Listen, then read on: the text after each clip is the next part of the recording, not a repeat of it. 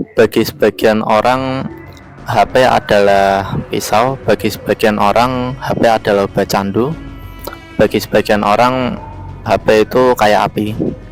Candu, pisau sama api ya. Kalau obat candu itu bagi orang yang mindsetnya orang bodoh atau malas, mereka akan menggunakannya untuk murni hiburan. Kalau pisau itu bisa digunakan untuk menyembuhkan atau mencederai orang lain. Entah itu berguna untuk bisnis, menyembuhkan perekonomian dengan melakukan hal yang sifatnya produktif hingga menghasilkan sesuatu. Kalau misal yang melukai itu contohnya untuk scamming dan semacamnya, itu kan bagi sebagian orang HP itu diperlakukan kayak gitu. Terus sebagian orang juga menjadikan HP semacam api untuk menerangi dan menghangatkan, entah itu meningkatkan wawasan atau mempererat hubungan dengan orang yang penting, entah itu guru atau relasi bisnis. Jadi ya HP itu emang berguna bagi banyak orang, entah itu kriminal, entah itu orang yang mindsetnya malas dan miskin, entah itu orang yang mindsetnya kaya dan sedang kaya, entah itu orang yang pintar atau yang ingin pintar. Jadi HP itu banyak plusnya, bahkan orang yang nggak baik pun bisa mendapatkan manfaat dari HP. Assalamualaikum warahmatullahi wabarakatuh. Kembali lagi bersama kita di Kopal Perspektif, yang mana pada bahasan pada kali ini adalah soal HP. Jadi bukan hanya pada anak-anak saja, bahkan pada orang dewasa pun banyak dari kita yang sulit lepas dari HP, bahkan di luar konteks pekerjaan atau komunikasi, entah itu untuk doom scrolling reels, short, TikTok, atau mungkin nonton video YouTube panjang, atau untuk nge-brain root. Itu kan sudah banyak sekali, bahkan pada orang dewasa sekalipun. Kalau menurut Umi gimana terkait maraknya penggunaan HP yang screen time-nya semakin tinggi setiap tahun? Soalnya kan itu udah jadi bagian dari hidup kita, sekalipun itu di luar untuk pemakaian kerjaan ataupun komunikasi. Soalnya kan dalam sejarah kan jelas dulu fungsi HP itu ya untuk komunikasi mobile suara. Lah seiring berkembangnya zaman, dulu ada pager, lama-lama ternyata bisa disatukan ke satu perangkat, yaitu alat mengirim pesan dan suara, lalu berkembang ke berbagai keperluan, salah satunya untuk membantu pekerjaan spreadsheet gitu, dokumentasi. Ya lama-kelamaan jadi kayak sekarang. Jadi awalnya itu benar-benar untuk komunikasi dan bisnis. Nah, setelah perkembangan itu tuh ya ternyata fungsinya bisa dimaksimalkan untuk banyak hal. Salah satunya adalah hiburan. Kalau menurut Umi sendiri gimana terkait maraknya penggunaan HP yang semakin merubah tatanan masyarakat orang dewasa? Menurutku ya, di era sekarang ini ya tadi yang sudah Habib sebutkan, penggunaannya semakin sering. Ada plus minusnya sih menurutku. Kalau kita bijak dalam menggunakan HP, itu kita bisa dapat banyak manfaatnya tadi, kayak untuk pekerjaan, untuk spreadsheet tadi, untuk konten, untuk menambah penghasilan dari rumah kan bisa ya, Bi. Kemudian ya kalau untuk anak sekolah, nah itu kan sangat membantu kalau mendapatkan pengarahan dari orang tua ya bisa belajar online dari YouTube. Kemudian itu sangat bermanfaat ketika kemarin ya COVID ya.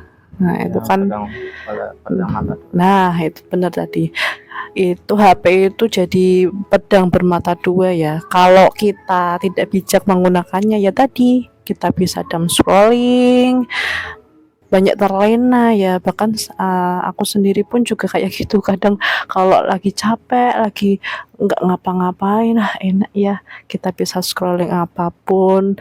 Nah itu yang jadi negatifnya ya. Dan menurutku sih ya malahan kita itu lebih banyak negatifnya. Menurut Abi gimana itu?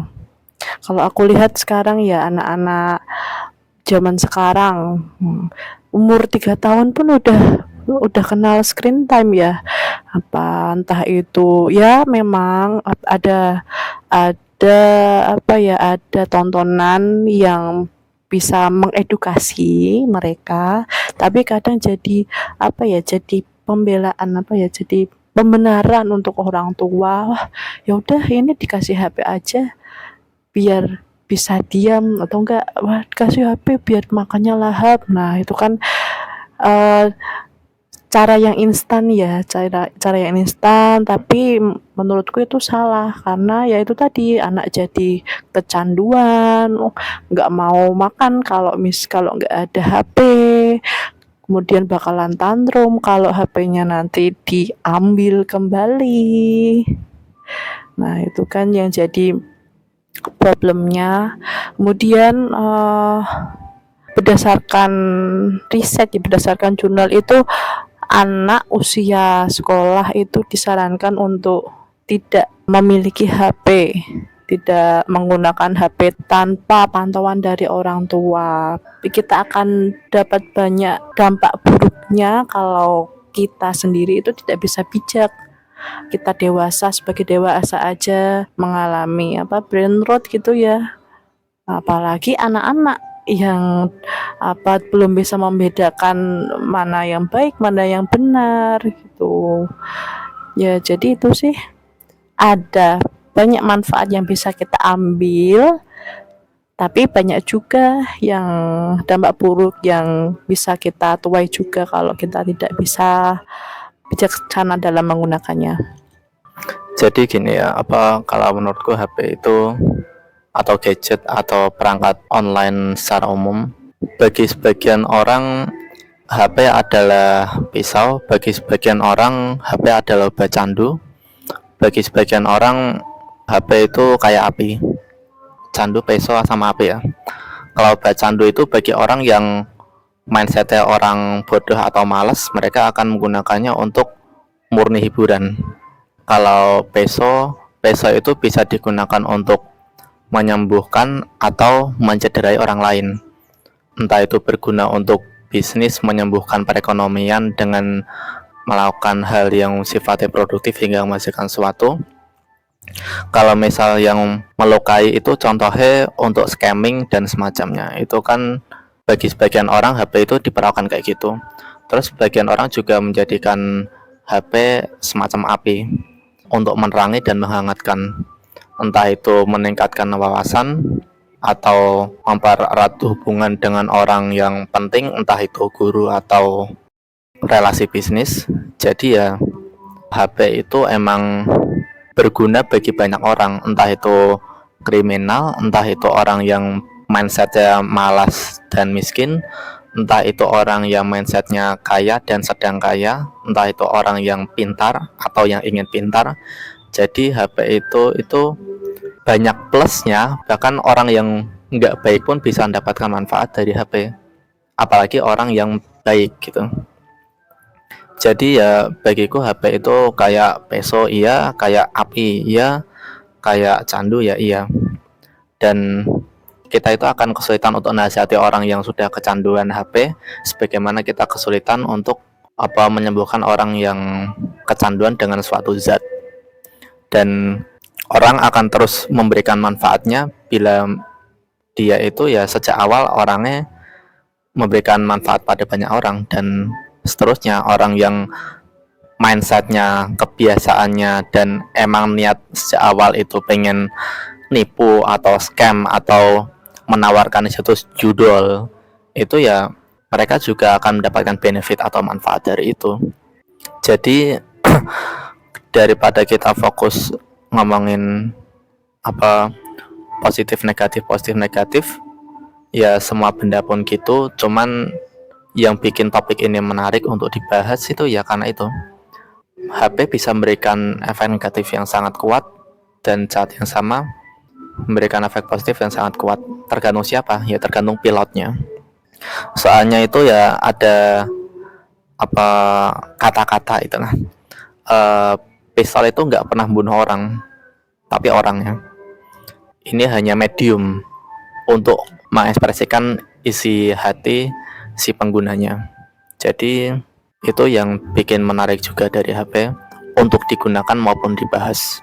Itu sebagai pendapatku tentang HP sih. Kalau Umi gimana, ada sisi lain yang mau dibahas soal ini? Nah, ini kalau tadi tak perhatikan ya, tadi Abi bilang HP itu ibarat apa tadi? Yang pertama Bisa peso, peso, obat candu, dan satunya api. Itu aku jadi teringat konsep kodok kodar. Jadi ini nanti tolong dibenarkan ya. Jadi HP itu hukum asalnya apa Bi? Boleh ya? Mubah. Nah, ya sama aja. Nah, ubah. Nah, suatu benda itu mempunyai kadarnya masing-masing. Kita akan bagaimana cara kita menggunakan itu nanti yang akan dikenai pertanggungjawaban. Benar. Nah, jadi kalau kita bisa menggunakan sesuai dengan sesuai dengan kadarnya, bermanfaat bagi kita, bermanfaat bagi orang lain, kita akan mendapatkan ya kebaikan, pahala gitu ya. Tapi sebaliknya kalau kita tidak bisa memperlakukannya sesuai dengan kadarnya, nah itu bisa menjadi api yang besar gitu ya, Bi. Kalau yang kita sesuai kadarnya kan bisa bermanfaat, bisa buat masak, menghangatkan. Nah, kalau kita tidak bisa menggunakan sesuai kadarnya, nah itu juga akan berdampak bagi kita ya. Dampaknya apa? Ya tadi banyak mudorotnya. Jadi kalau kita tidak bisa menggunakan barang sesuai dengan kadarnya, kita akan mendapatkan balasan juga ya, Bi. Ngomong-ngomong soal HP kan juga ya, salah satu aplikasi yang banyak digunakan ketika menggunakan HP itu kan sosial media. Entah itu untuk nyari video shortnya maupun postingan-postingan berita atau meme atau brainrot. Dan sosial media itu ya sejarah itu sebagaimana sosialisasi, dimana kalau secara normal itu kan sosialisasi kan harus mendatangi suatu tempat, ngumpul baru bisa melakukan sosialisasi. Nah, ya sejarahnya kurang lebih kayak gitu, mengharapkan ada suatu perangkat di mana menghubungkan banyak orang dalam satu waktu tanpa mengumpulkan orang itu secara fisik di satu tempat tertentu. Dan metode yang dilakukan yaitu mengumpulkan orang dalam satu ruang dunia maya. Entah itu salah satunya Facebook, X, Instagram dan sebagainya. Cuman kalau Instagram aku nggak tahu itu termasuk sosial media atau enggak sih. Soalnya Instagram itu lebih dekat dengan konten video daripada konten hubungan sosial.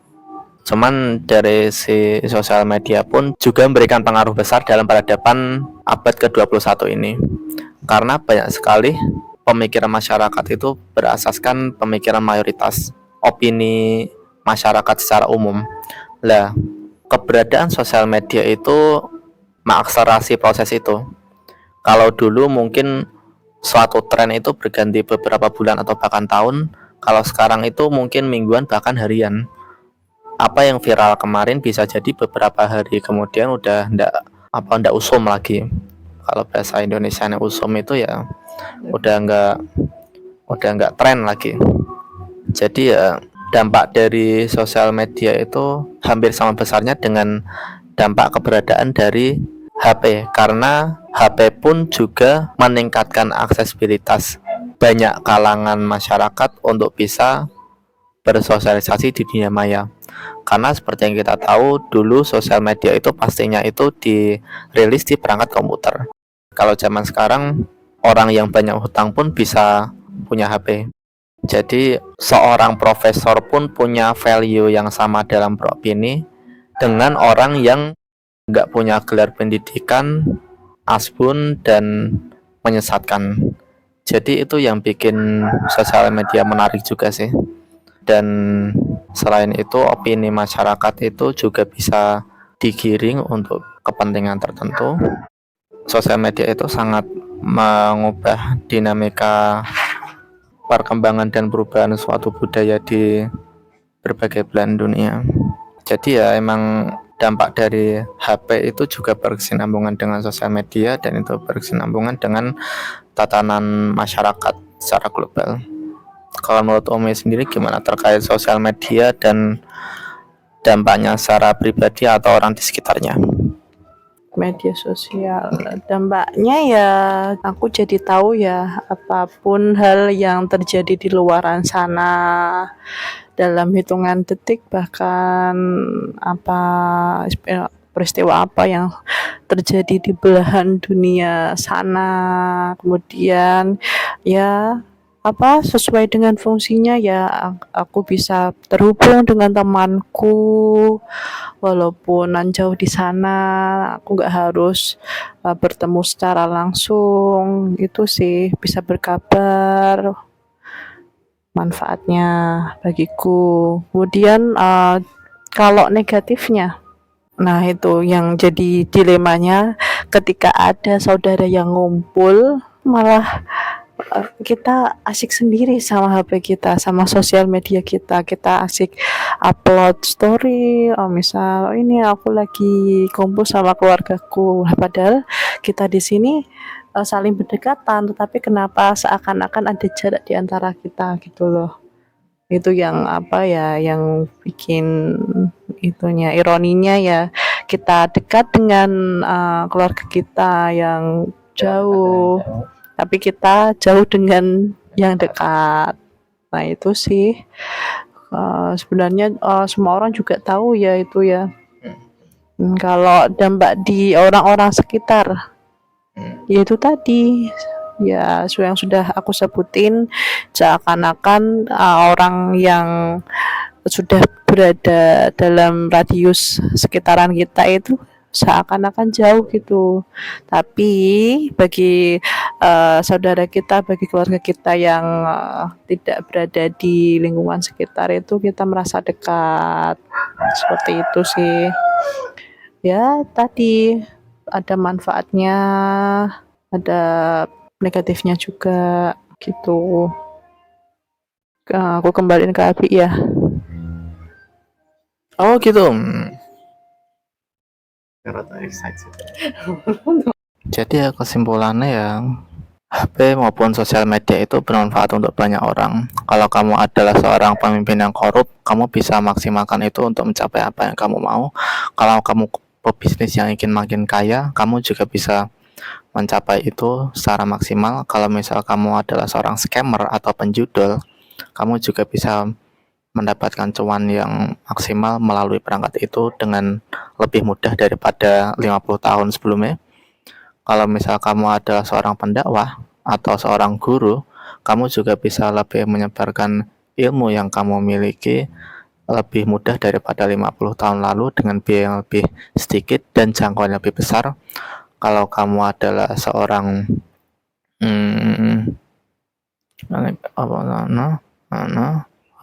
penguasa, orang kaya, orang berilmu, ya berarti udah tercakup semua.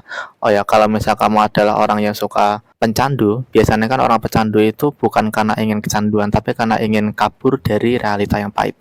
Kalau misal kamu tipe orang yang takut menghadapi kenyataan pun, HP maupun sosial media bisa membantumu untuk kecanduan dan kabur dari kenyataan. Jadi ya, HP dan sosial media itu memberikan efek positif bagi banyak kalangan, entah itu orang baik maupun orang jahat.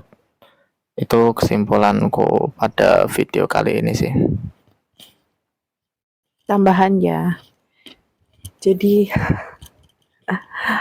tadi udah disebutkan untuk guru, pendakwah, politikus, ada yang kurang. Untuk orang tua, nah ini gak kalah pentingnya.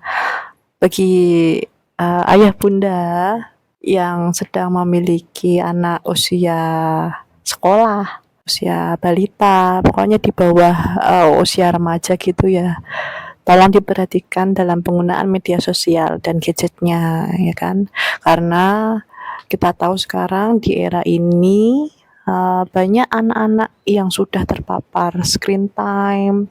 Hasilnya apa? Ya mereka kan belum bisa membedakan mana baik dan buruk. Jadinya mereka menerima segala hal yang mereka anggap itu menarik, kan? Nah itu kemudian ya tadi terhubung sama medsos tadi ya. Itu kan banyak fitur yang menyediakan untuk berganti-ganti namanya scrolling dulu. Jadinya kan mereka kan perhatiannya kan tidak gampang teralihkan ya. Oh ya ini aku nggak suka, langsung scroll itu kan mengakibatkan fokus mereka itu jadi kurang. Nah, jadinya mohon bagi ayah bunda lebih bijak dalam memberikan gadget kepada anak-anak.